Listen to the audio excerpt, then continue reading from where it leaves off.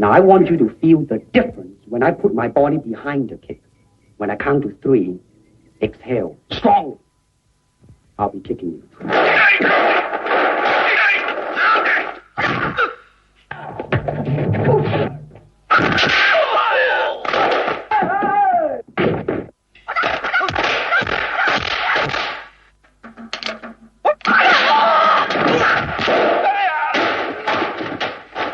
What is this thing you do?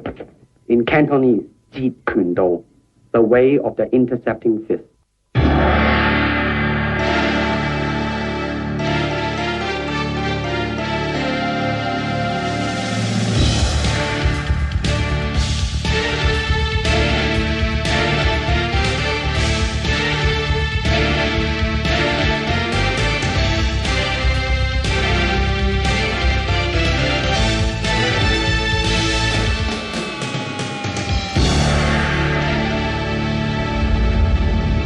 Bruce Lee est né à San Francisco le 27 novembre 1940, l'année du dragon.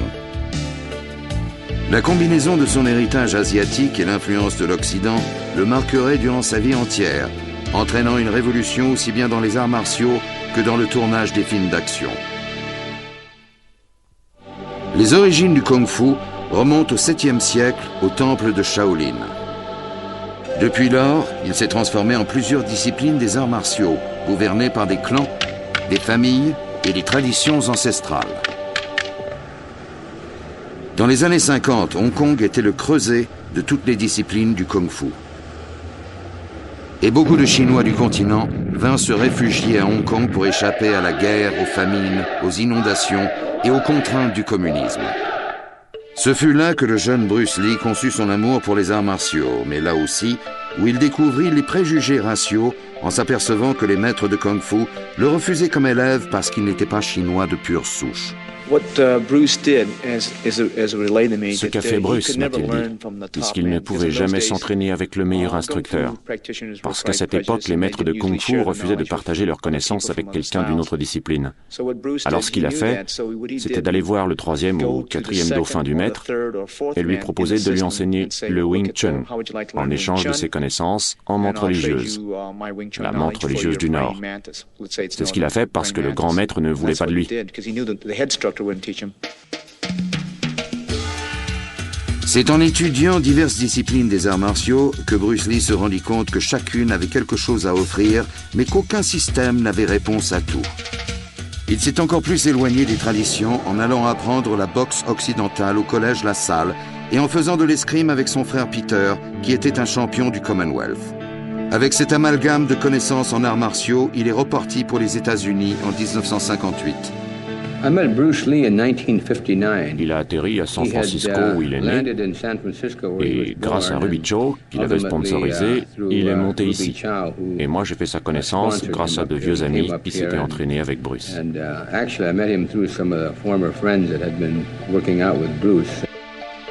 Il ressentait encore les préjugés qu'il avait subis à Hong Kong lorsqu'il se décida à briser encore l'un des tabous traditionnels et à enseigner le Kung-Fu à de non-chinois dans sa classe de Seattle. Il y avait un certain ressentiment à son égard, parce qu'il allait enseigner à des étrangers, et on croyait qu'enseigner aux étrangers, c'était révéler des secrets à des gens qui étaient plus grands que nous, et ils allaient s'en servir contre nous.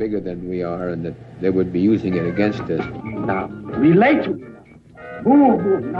No. Don't just move for the sake of moving. Relate to me. Relationship. You're where? That jar. Now open it up a little bit. Feel the wind blowing. The bird. You hear the bird chirping? Yes. Very good. Now, let it flow. Open it up. Cake with it. Yes! Now, how did it feel to you? Like, I didn't kick, it kicked. Terrific. Now, once more. I liken Bruce Lee to Jimi Hendrix. Bruce, c'est comme Jimi Hendrix. On jouait de la guitare avant Hendrix et après Hendrix. C'était complètement différent pour les joueurs de guitare. C'est pareil avec Bruce Lee. Il y avait les arts martiaux avant Bruce et les arts martiaux après Bruce Lee. You think a fight is one blow, one kick, Until you can put combinations together without even thinking. Until you learn how to keep moving and to endure. Hire a bodyguard or lead a less aggressive life. Don't charge in blindly. You got to listen. Listen.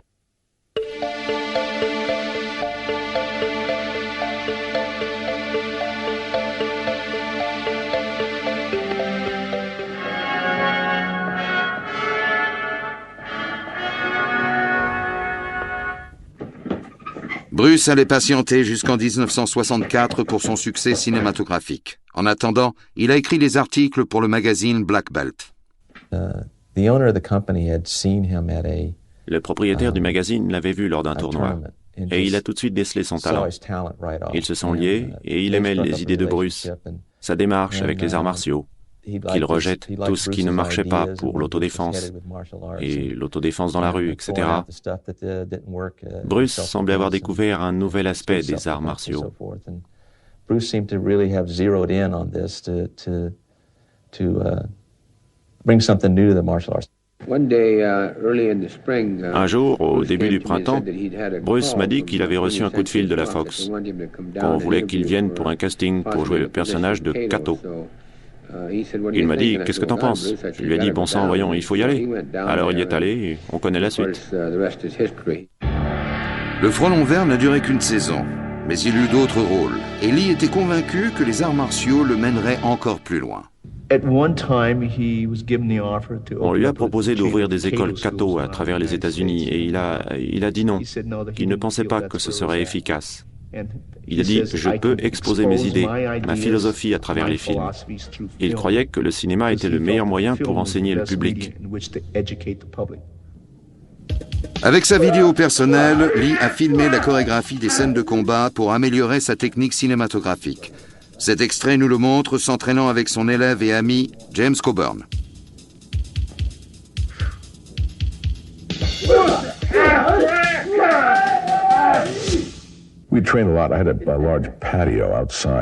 Nous nous entraînions beaucoup. Il y avait un grand patio quand j'habitais Tower Road, une petite maison de style espagnol. Il y avait ce patio où on s'entraînait. Il a apporté un gros sac, un bouclier de rugby. On l'avait suspendu pour s'exercer au coup de pied. Il a dit « Ok, voilà ce que tu fais ». Et tout à coup, il a fait « fou, bang ». Et il a frappé le sac du pied. Le sac devait peser 75 kilos, mais il s'est envolé, éventré. Il est retombé sur le gazon et des chiffons se sont répandus. On en ramassait pendant des mois des petits bouts de chiffon. De tout petits morceaux, c'était faramineux. Il en était tout confus. Il a dit « Oh, je suis désolé ». Lee a aussi collaboré au scénario avec le scénariste oscarisé Sterling Siliphant pour le deuxième épisode de Long Street. L'épisode est remarquable car Lee y explique sa discipline, le Jeet Kune Do. What is this thing you do? In Cantonese, Jeet Kune Do, the way of the intercepting fist. Intercepting fist, huh? Or foot. Come on, touch me. Any way you can.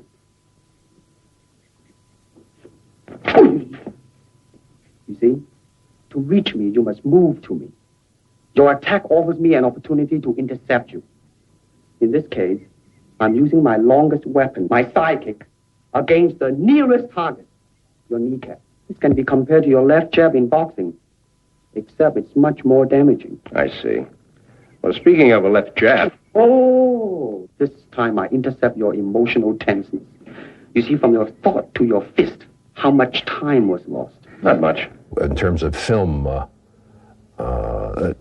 pour la caméra, la distance compte pour un coup de poing. Si on en est loin, ça va. Mais parfois, elle est très proche. Je me souviens du caméraman qui a dit « Oh là les gars, ça aurait l'air formidable à la caméra, mais si on se rapproche, il faut tout ralentir, sinon ça ne marchera pas, personne ne verra rien. »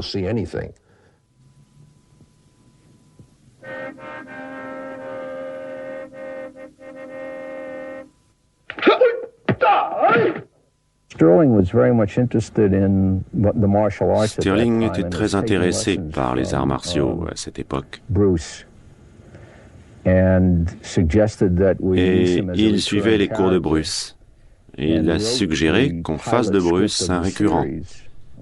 Et il a écrit le pilote qui suivait le film de près, en établissant les rapports entre Franciscus et Bruce. And set up the situation, the relationship between the Franciscus character and Bruce. Where am I?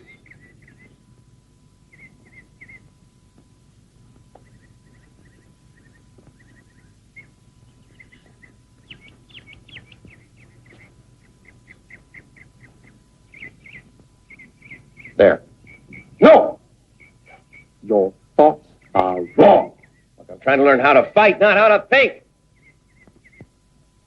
May it be well with you, Mike. Bruce is a very complex human being. Bruce était un personnage complexe. D'abord, il était vrai. Il savait qui il était. Il connaissait ses racines, son passé. Il était fier d'être chinois. Il était fier de son art. C'était un grand perfectionniste pour les arts martiaux et pour les tournages.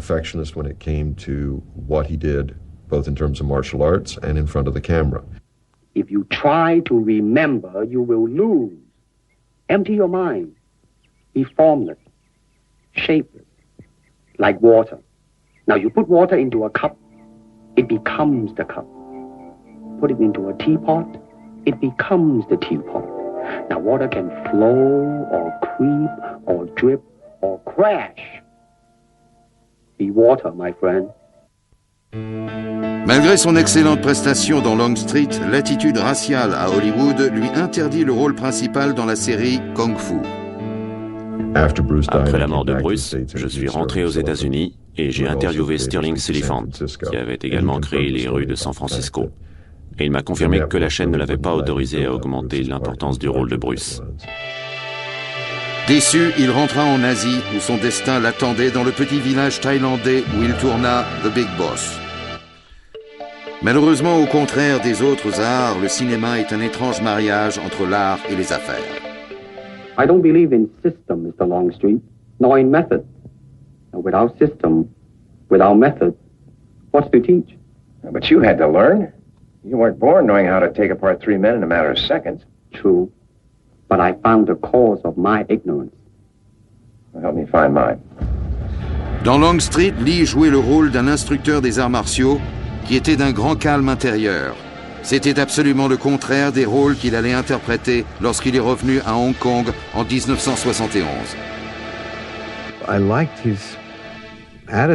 J'aimais son attitude. S'il se heurtait à un mur en briques, il changeait de direction pour le contourner. Raymond Chow l'a vu à la télé lorsqu'il est arrivé à Hong Kong. Il y avait un Japonais qui faisait une lutte à la jarretière contre 3 ou 4 types. Bruce était là et on lui a dit « Vous êtes très fort, essayez de le déplacer. » Et Bruce a dit « Ce n'est pas ce que je fais, mais je peux le mettre KO. » Le Japonais a fait « Oh, oh, oh. » Et Bruce l'a assommé. Raymond Chow a vu la scène et il a appelé Bruce et c'est comme ça qu'ils se sont connus. Cette rencontre a permis à Lee de signer avec une production de Hong Kong, la Golden Harvest, et de tourner pour elle son premier film, The Big Boss. On n'avait jamais vu Bruce Lee comme il était dans le Big Boss. Sa maîtrise absolue des arts martiaux a éclaté sur l'écran avec une sauvagerie que le public n'avait jamais imaginée. Ce film lui posa plusieurs problèmes. Il fit la chorégraphie de toutes les scènes de combat, et sa contribution au film dépassait de loin le travail habituel d'un acteur.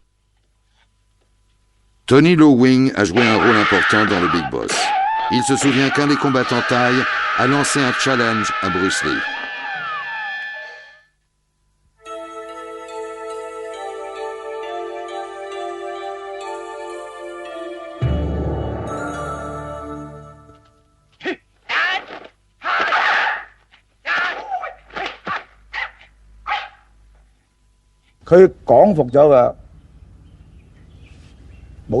On avait engagé des boxeurs thaï.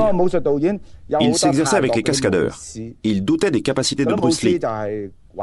Il ne pensait pas que Bruce était plus fort que le chef cascadeur. Bruce a accepté le challenge. « Ok, si tu es bon, viens te battre. » Bruce s'est approché du Thaï et il a dit « Je vais te donner un coup de poing. » Je vais te donner un coup de poing. Prépare-toi. Et bang! On se rendait compte qu'il allait frapper, puis le coup était déjà arrivé, très vite. Il donnait tous ses coups très vite.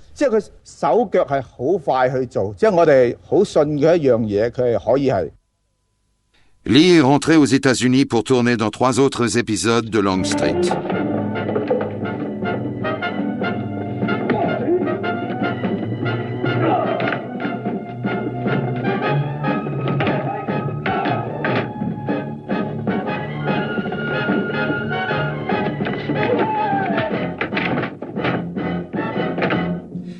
Malgré les offres alléchantes des grands studios hollywoodiens, Lee savait que son futur immédiat se passerait à Hong Kong.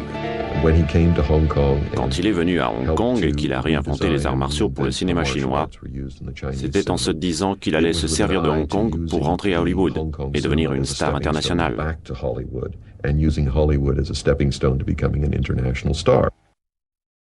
Le film suivant de Lee dépassa tous les records du box-office asiatique. Il était enfin une star. Il commença aussitôt une nouvelle production. Way of the Dragon a été le premier film de Hong Kong à se tourner en Europe.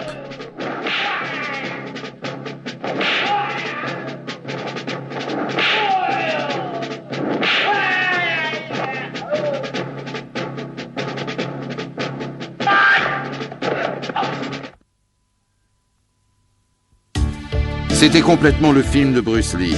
Il l'a écrit, produit et réalisé tout en tenant le rôle principal.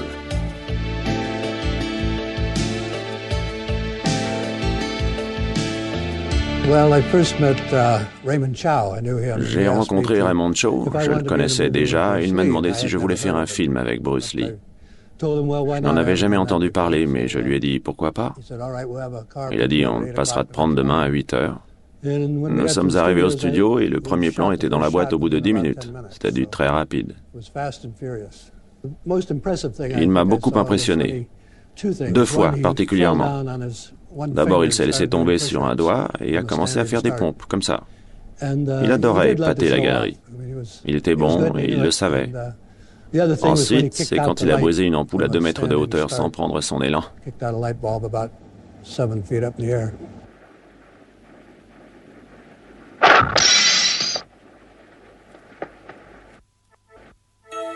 Beaucoup d'experts estiment que le combat entre Lee et Chuck Norris est la meilleure démonstration filmée des arts martiaux.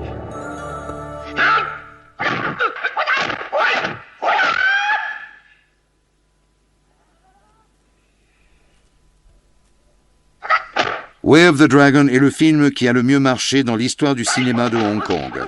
Bruce se concentra sur un nouveau projet.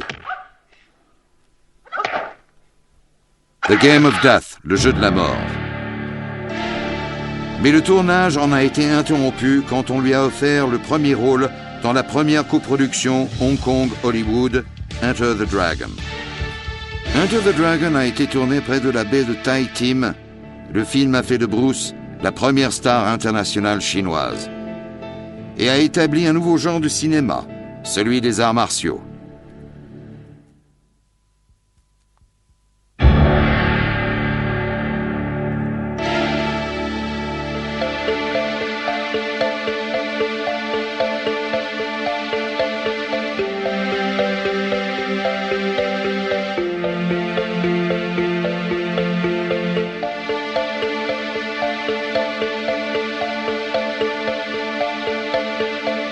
In this position, your arms are useless. Yeah. Kick or stomp me? No. Then, if you wish to survive, what do you do? I don't know. Bite. Bite? Are we not animals? You all right? I can't find much evidence to the contrary, Lee. Bite, huh? Biting is efficient in close quarters, but don't make a plan of biting. That is a very good way to lose your teeth. Les connaissances de Bruce en combat de rue étaient réelles, comme allait s'en rendre compte un jeune adversaire sur le plateau de Enter the Dragon. Il y avait un gosse qui lui a dit « Je te parie que je suis plus rapide que toi ». Bruce lui dit « Tu veux parier? Je vais t'aider ». Et il trace un cercle au sol. Oh oui, je me souviens. Trace un cercle sur le sol aussi, dit-il. Je vais te laisser me frapper 3 fois. Si tu me sors du cercle, je perds. Mais moi, je vais te frapper 1 fois. Alors le gosse l'a fait. Évidemment, il n'a pas fait bouger Bruce. Il dit au gamin, je vais te frapper là. Tu es prêt? Le gosse lui répond, comment ça après? Avant de finir la phrase, les dents lui tombaient de la bouche. Il était si rapide.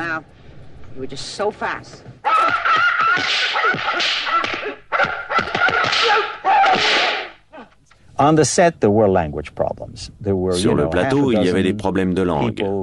Il y avait une demi-douzaine de gens qui parlaient l'anglais, les autres le cantonais. Donc, tout prenait du temps à cause des traductions souvent erronées. On a construit des décors qui ne ressemblaient en rien à ce qui était prévu. Ça a continué, c'était long. J'en avais assez de tous ces combats et des arts martiaux, surtout après la dernière scène qui avait pris 8 jours à tourner. Je me suis dit, je ne veux plus jamais faire des scènes d'arts martiaux de ma vie. Cet extrait est le témoignage filmé du tournage de Enter the Dragon.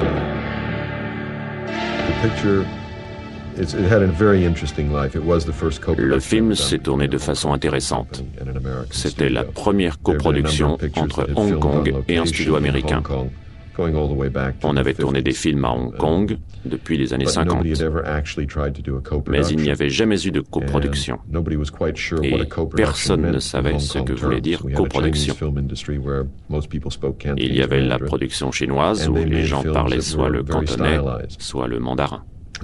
Et les films qu'on faisait étaient très stylisés.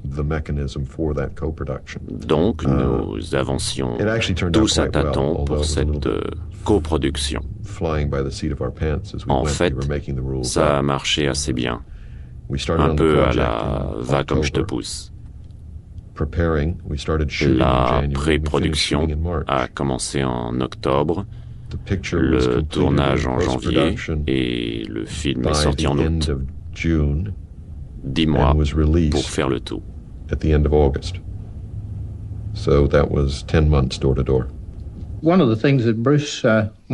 Ce que Bruce voulait par-dessus tout, c'était que les clips soient réalistes. Lorsque Jim a dit d'y aller, Bruce a dit « Je ne taperai pas fort ». Je lui ai dit « Non, fais de ton mieux ». Ce qu'il a fait. Et je me suis écroulé comme une masse. Puis, le caméraman a dit qu'on allait faire un contre-champ. Et il y a eu 6 prises en tout. Chaque fois, je prenais 6 coups. Et donc, le soir, j'étais assez mal. Bruce Lee voulait la perfection, non seulement pour les combats, mais parce qu'il pensait que ce film était le meilleur moyen de présenter sa vision personnelle des arts martiaux. Bruce Lee était frustré. Et il nous l'avait dit, parce qu'il pensait que les scénaristes à Hollywood écrivaient du blabla sur les arts martiaux, qui n'avait aucun rapport avec la réalité des arts martiaux, ni de leur spiritualité, ni avec la philosophie qu'on acquiert en pratiquant les arts martiaux.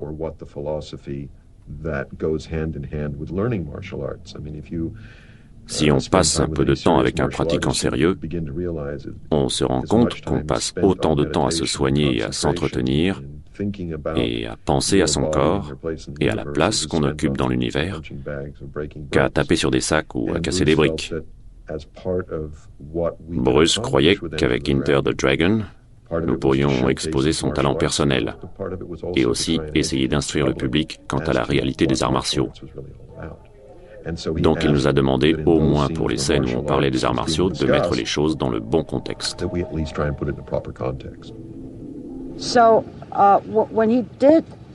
il a fait Enter the Dragon, il a souvent appelé pour discuter du scénario.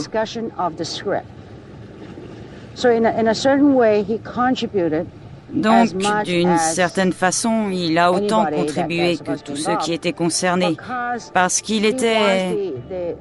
Je crois que c'est la première fois qu'il a prouvé l'égalité entre l'Asie et l'Occident. On peut travailler en équipe malgré la couleur de sa peau. Le 10 mai 1973, tandis qu'il complétait la post-production de Enter the Dragon, il y eut un premier signe des problèmes qui guettaient Bruce Lee. Il a perdu connaissance. Il a perdu connaissance pendant une demi-heure et ça l'a effrayé. Il ne savait pas ce qui lui arrivait. Alors il s'est fait examiner, vous savez. Les docteurs lui ont dit qu'il n'avait absolument rien.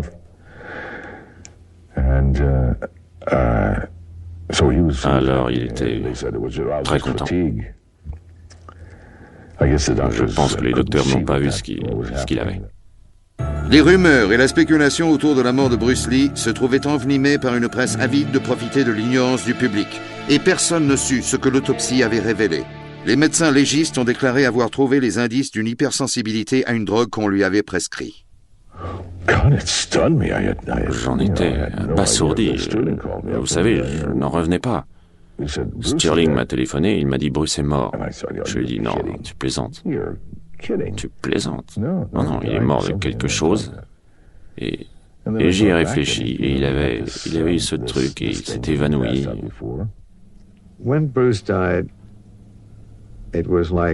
Quand Bruce est mort, Hong Kong s'est arrêté net. Tout le monde en parlait. Tout le monde. On ne pouvait aller nulle part sans... Si on disait son nom, les gens baissaient les yeux. Et ils étaient si tristes. Tous ces gens. J'étais là quelques jours après sa mort. Je suis allé au service funéraire, puis je suis reparti. Beaucoup de gens ne voulaient pas y croire. Ils pensaient que c'était un coup de pub, parce qu'on se demandait comment un homme de cette stature physique pouvait-il mourir. Vous savez, il n'avait que 32 ans, il était au top de sa forme et l'un des hommes les plus sains que j'ai connus. C'était presque incroyable, je dirais que ce mot convient, qu'il soit mort. Personne ne voulait comprendre qu'il ne serait plus là. Enter the Dragon est sorti à peine 2 mois après la mort de Bruce Lee.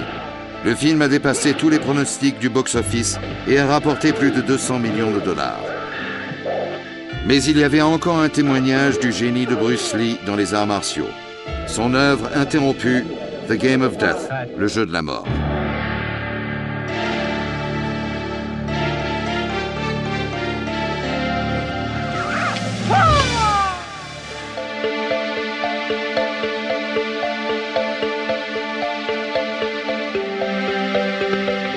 All right, now listen to me. Listen to my movement, okay? Keep moving. Wait, and go. Now, the two motions are both part of one motion. Now, you try.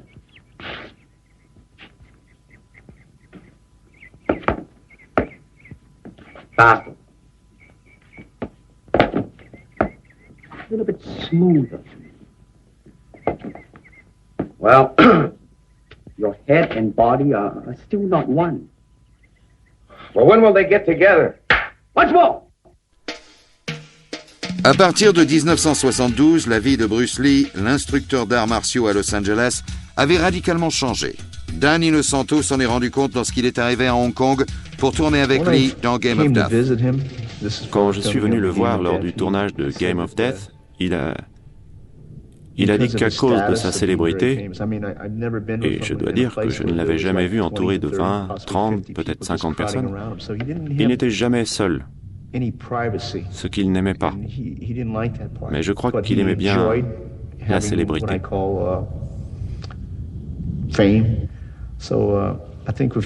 Donc il était devenu superstar, et il y avait des aspects qu'il n'appréciait pas parce qu'il n'avait plus de vie privée.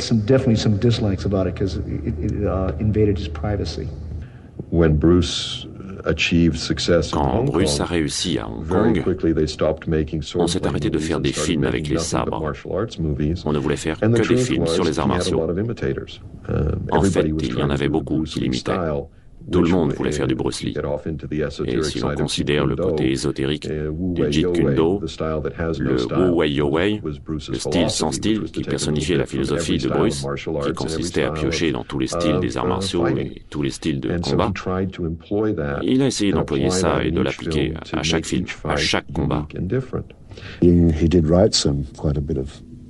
Il a beaucoup écrit sur les arts martiaux et il a développé son propre style qui est très minimaliste. Ce n'était pas un style d'arts martiaux démonstratif.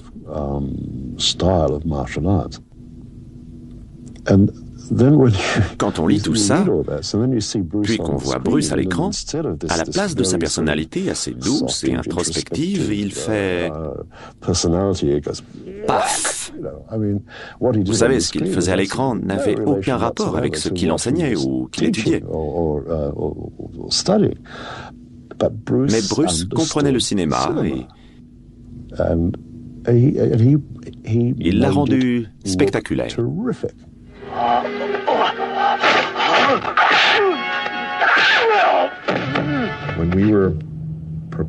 Quand nous préparions Game of Death, nous avons commencé... C'était un film à la Hong Kong, donc il n'y avait pas de scénario. Nous avions un concept et nous allions filmer une série de combats avec les meilleurs artistes martiaux du monde. Bruce se battrait avec tous, les uns après les autres. Toujours est-il qu'en arrivant au sommet d'une tour mythique, il aurait démontré que le meilleur style était d'avoir un style flexible. Il voulait montrer qu'il battrait chaque adversaire en comprenant leur inflexibilité et s'en servant contre eux. Ça nous semblait formidable. It sounded great, except that when you get Sauf que past quand on dépassait les stades 1, 2 et 3 et qu'il avait tabassé chaque adversaire, il fallait qu'il y ait quelque chose au sommet de cette tour. Et nous n'avons jamais trouvé quoi. Alors lorsqu'on s'est arrêté pour aller tourner Enter the Dragon, Bruce m'a regardé et il a dit « Dieu merci, on a 6 mois pour trouver une solution. »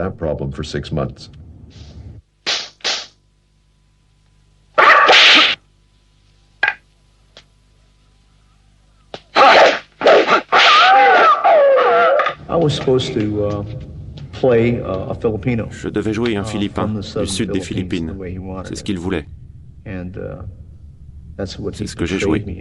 Je me souviens que Bruce est arrivé plus tard, mais je me battais avec un type, le premier. Et il avait une sorte de bâton pour se battre. C'est plus une bûche qu'un bâton. Je me bats avec lui. Et le prochain arrive et il avait un but plus petit. Je me bats avec le type au bâton, je le bats, et puis Bruce arrive, prend la relève et il me trucide.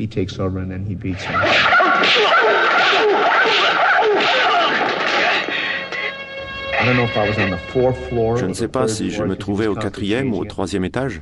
Ça changeait tout le temps. Le style inconnu se trouvait au dernier étage et devait être joué par Karim. On n'avait pas encore décidé de la fin du film, mais Bruce avait décidé que cela se passerait avec l'acteur australien George Lazenby. Le principal, c'est qu'il n'allait pas me tuer. Il m'a dit « Je ne vais pas te tuer. Tu seras un gentil. » Parce qu'il tuait pratiquement tous les gars dans ses films. Parce que c'était des méchants. Il pensait que je serais un bon moyen pour communiquer avec les gens qu'il ne touchait pas parce qu'il était chinois.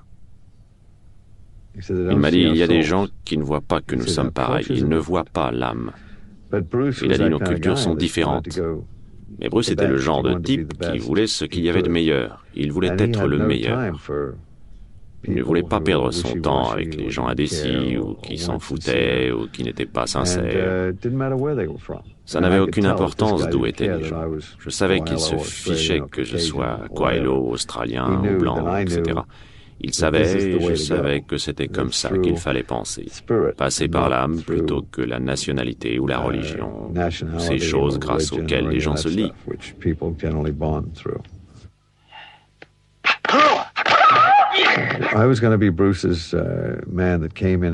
J'allais jouer le personnage qui arrivait pour le sauver à la fin, qui le faisait sortir de cette maison, une sorte de pyramide avec un dernier étage, et c'est là que je devais apparaître pour la première fois. J'étais une sorte de mentor. Lui, il était très physique, mais j'étais plus sage. Puis j'allais disparaître pour le retrouver dans un autre film et nous allions... Enfin, c'est de ça qu'on parlait.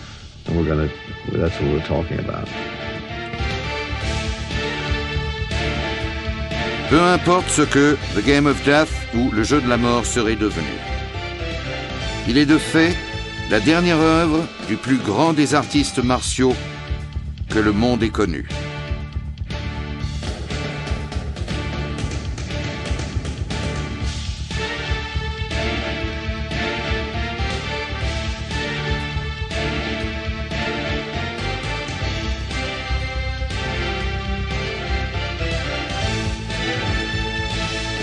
Les enseignements de Bruce Lee ont révolutionné les arts martiaux et la façon de les filmer. Et sa mémoire est encore chérie par tous ceux qu'il a côtoyés au cours de sa vie.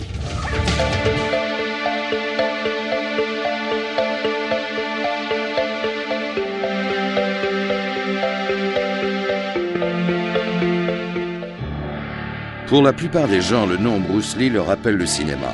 Et pour la communauté des artistes martiaux, il est celui qui a révolutionné l'art du combat. De son vivant, Bruce n'a autorisé que 3 personnes à enseigner sa technique, Taki Kimura, James Lee et Dan Inosanto. Lorsqu'il était en vie, nous n'étions que 3 à avoir son autorisation à enseigner.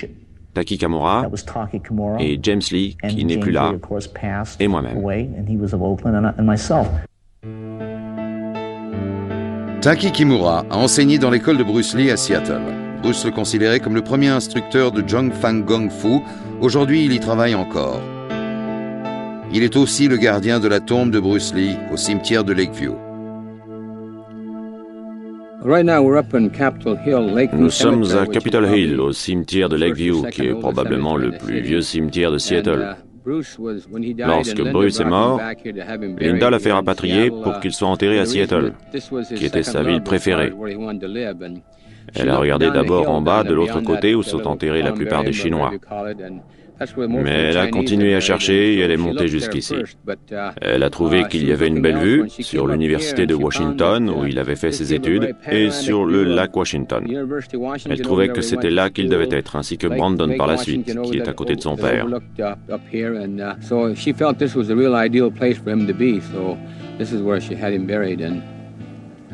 Of course, Brandon, having died, why he was buried next to his father here. Dan Inosanto est le seul homme que Bruce ait certifié pour le Jeet Kune Do. Il continue à transmettre et à développer le Jeet Kune Do depuis la mort de Bruce en 1973. À leur début, Dan était instructeur dans l'école de Jeet Kune Do de Bruce Lee à Los Angeles. Voici les listes de ceux qui se sont entraînés dans l'école à Chinatown qui a vu le jour en 1967, quand Bruce m'a nommé instructeur en chef. Et il venait souvent me regarder travailler. S'il ne tournait pas le samedi ou le dimanche, il passait donner le cours lui-même. Parfois, il regardait la classe, mais il prenait les rênes en main la plupart du temps et je devenais son assistant.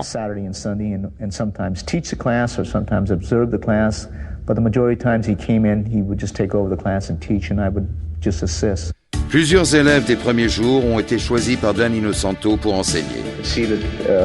On voit des tas de personnes, comme Bob Bremer, qui s'est entraîné ici. Larry Hartzell, à la même époque. Puis ici, il y a Bob Bremer et Ted Wong. Ils se sont tous entraînés ici. Bob Bastiglio et Alfred Haber, qui était le plus assidu à Chinatown, Daniel Way,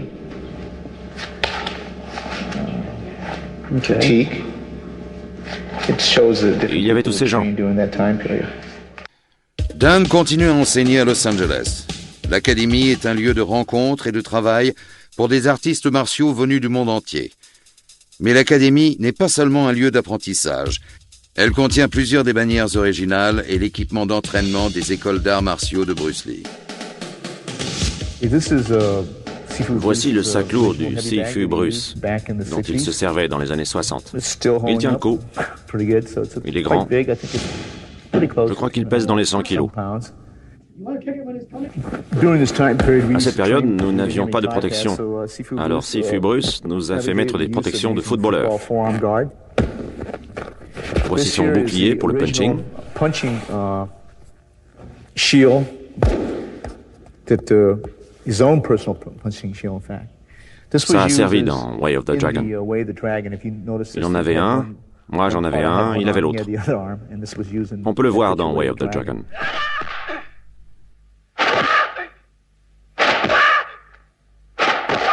Voici le panneau ou la plaque qu'on avait qui dit « La vérité au combat est différente pour chaque individu dans ce style. Faites appel à votre expérience, absorbez ce qui est utile, délaissez ce qui est inutile. Ajoutez ce qui vous appartient. » Ça, c'était accroché dans l'école de Chinatown, avec d'autres choses. Voici une photo du Sifu Bruce. Les gens d'ici l'appellent le Sigung. Et ça, c'était dans l'école à Auckland. C'est le Tao de Bruce Lee pour le Kung Fu chinois, le style sans style. Ça veut dire qu'il ne se sert d'aucun style particulier, chinois ou japonais ou d'okinawa ou coréen.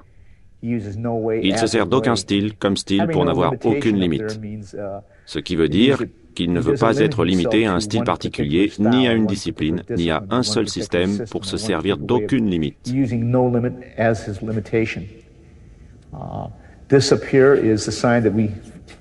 Là en haut, c'est le panneau qu'on a accroché quand on a ouvert au public en 1974. L'homme, la créature qui vit, l'individu qui crée est toujours plus important qu'un style ou qu'un système établi. C'est quelque chose qu'il a dit en 1968.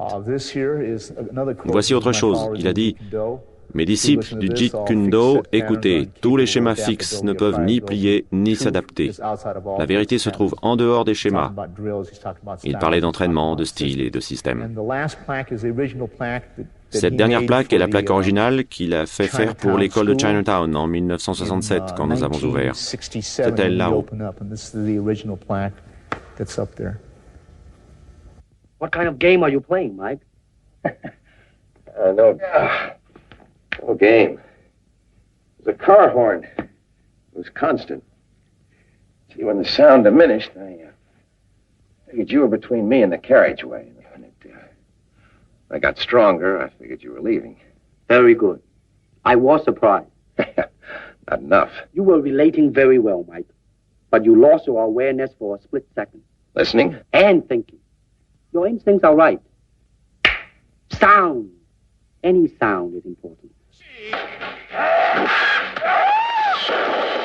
L'une des différences essentielles du Jeet Kune Do par rapport aux autres arts martiaux est le concept qui permet à l'individu de développer son art du combat intuitivement, à l'inverse des arts martiaux classiques qui n'enseignent qu'une technique établie. Si je me souviens bien, ça a commencé comme un style. Mais après un mois et demi, il s'est rendu compte qu'un style le confinait. Il y avait des limites. Il s'est rendu compte qu'un combat se déroule selon certains principes qui sont suivis, donc certains concepts. Il a dit que le JKD est un concept et qu'il fallait continuellement rechercher. C'est un peu comme, moi j'appelle ça recherche et développement. Et qu'il fallait rechercher différentes façons de combattre, ce qu'il a fait de manière approfondie.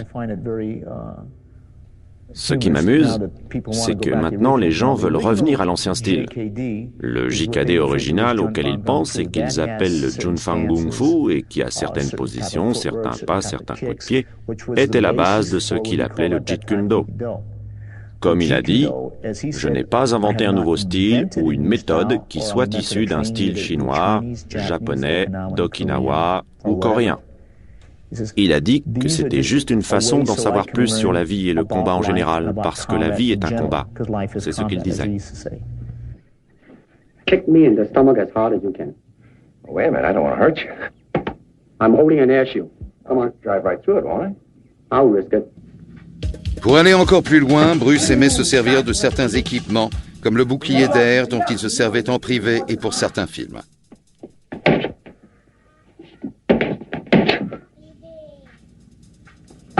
Yes. Boy, let's take a break, Mike. Je lui ai montré le bouclier à air et le bouclier en mousse, parce qu'il cherchait toujours de nouvelles façons de s'entraîner. Il voulait donner des coups de pied sur différentes surfaces. Je lui ai dit qu'on se servait de ça pour le football. On le bloque, on le frappe, on le plaque. On va essayer de le frapper et de lui donner des coups de pied. Il a dit non. Au début, il a dit qu'il ne pensait pas que ça marcherait, mais quand je suis revenu le lendemain, il avait pensé à toutes sortes d'exercices à faire sur les deux boucliers. Parce qu'il a dit, parfois quand on donne un coup de pied, on ne sait pas s'il y a de la substance. À cette époque, tout le monde donnait le coup de pied de côté ou en faisant un tour, et il ramenait le genou et on pensait qu'il y avait de la puissance dans le coup. Il voulait montrer que parfois, quand on donne un coup de pied, il faut voir le résultat. Et c'est ce qui arrivait avec les deux boucliers. C'est pour ça qu'il les aimait tant.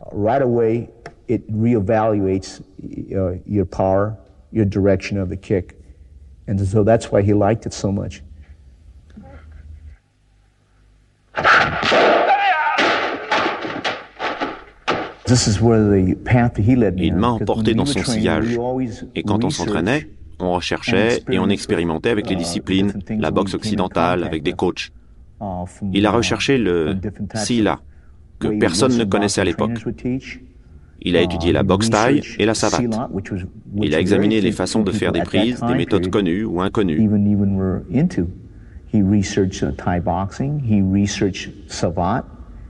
He researched different grappling methods, known and unknown methods. Il a acheté tous les livres qu'il a trouvés sur les arts martiaux. Et il a mis, je ne dirais pas le style, mais l'essence même de ce qu'il appelait les arts martiaux. Et il l'a incorporé dans son système personnel de combat, qu'il appelait le Jeet Kune Do. Keep it up. Sensitivity. That's it. Good. Good. Je fais maintenant exactement ce que je pense qu'il aurait voulu que je fasse s'il était encore vivant. C'est une direction. La plupart des gens ne participent pas aux recherches. Et je crois que j'ai dit dans mon premier livre que si vous ne me comprenez pas et que vous ne me rejoignez pas dans les recherches, vous ne comprenez pas ce qu'est le Jeet Kune Do. Le Jeet Kune Do vous oblige à délaisser ce que vous connaissez bien pour apprendre quelque chose de nouveau. Lee's going to teach me all this. I cannot teach you.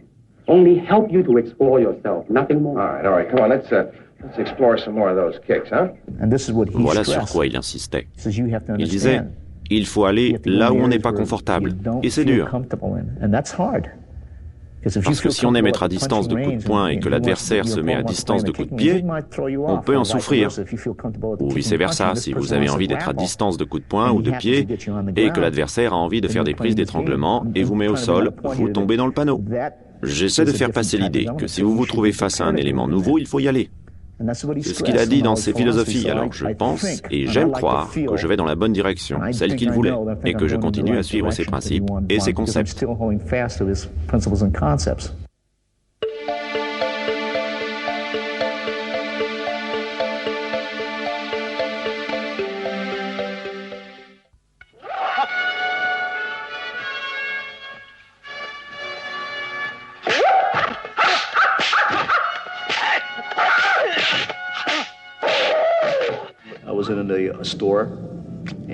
J'étais dans un magasin et je voulais acheter des haltères, environ 75 kilos. Et je n'avais pas assez d'argent. Je les ai regardés et Bruce a dit « Allons-y ». Et j'ai dit en passant « Dommage, ça m'aurait plu ». Et il m'a dit « Tu sais, je voulais acheter des haltères pour Brandon ». À cette époque, Brandon avait 5 ans et j'ai trouvé un peu bizarre qu'il veuille lui prendre ses haltères. Puis nous sommes repartis et il m'a déposé chez moi. Et il a dit, je plaisantais, ils ne sont pas pour Brandon, ils sont pour toi. Tant que tu t'en sers, je serai heureux. Et il m'a donné les haltères, ça m'a beaucoup touché. Il y avait un style de film qu'on ne connaissait pas en Amérique ou en Europe. Les films des arts martiaux. Et en se créant ce personnage, il est devenu le numéro 1, le plus apte à présenter les arts martiaux chinois au monde extérieur et les arts martiaux en général. Ce qui m'impressionnait le plus, c'était des choses simples comme s'asseoir par terre en canif, les bras croisés, les jambes relevées. Si on tient plus de 10 secondes, c'est déjà pas mal. Lui, il se tenait comme ça pendant une demi-heure en regardant la télé.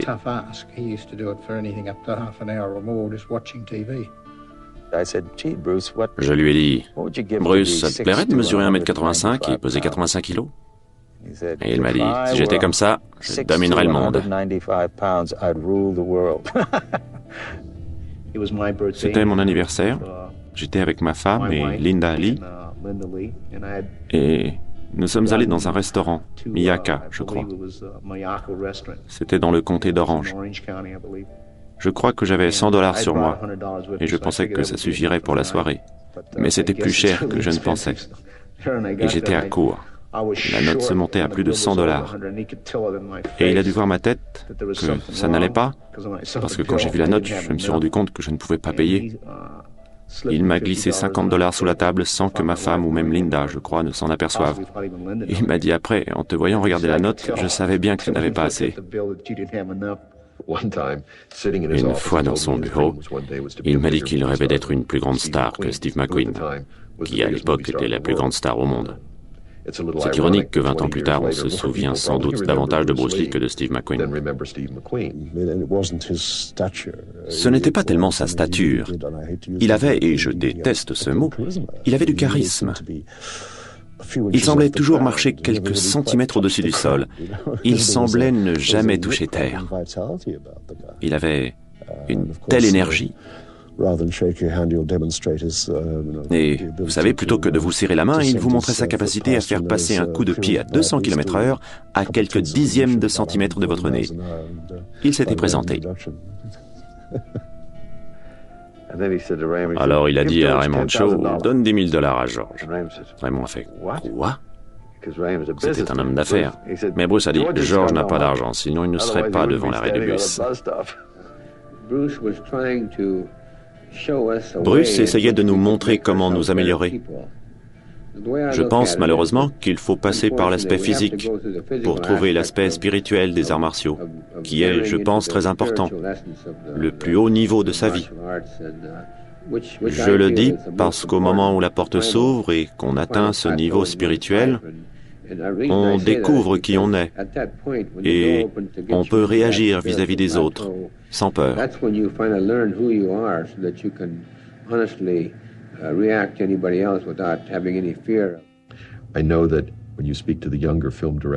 Lorsqu'on parle aux jeunes réalisateurs à Hong Kong aujourd'hui, on se rend compte qu'ils ont tous grandi en regardant les films de Bruce Lee.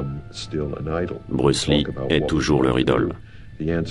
Quand on leur demande « Qu'avez-vous envie de tourner ?», ils répondent « J'aimerais faire un film qui ait autant d'impact sur la nouvelle génération que Bruce Lee a eu sur la mienne avec Enter the Dragon ». Ça m'a été confirmé par 5 ou 6 réalisateurs chinois. Et par des acteurs aussi. Demandez donc à Jackie Chan, qui à votre avis est la plus grande star ? Il vous dira sans hésiter Bruce Lee. En tout cas, sa vie était complète, je pense. Je ne sais pas ce qu'il aurait pu faire de plus. Son influence existe toujours. Sa technique est sûre. Elle existe dans les films et dans ses livres. C'est pour sa mémoire, c'est pour cela que nous sommes là aujourd'hui. Toujours en train d'essayer de comprendre ce qui faisait de lui un grand homme, à cause sans doute de ce soi essentiel que Bruce arrivait à manifester. Vous savez, c'était un artiste, un véritable artiste. Like everyone else, you want to learn the way to win, but never to accept the way to lose. To accept defeat, to learn to die is to be liberated from it. So when tomorrow comes, you must free your ambitious mind and learn the art of dying.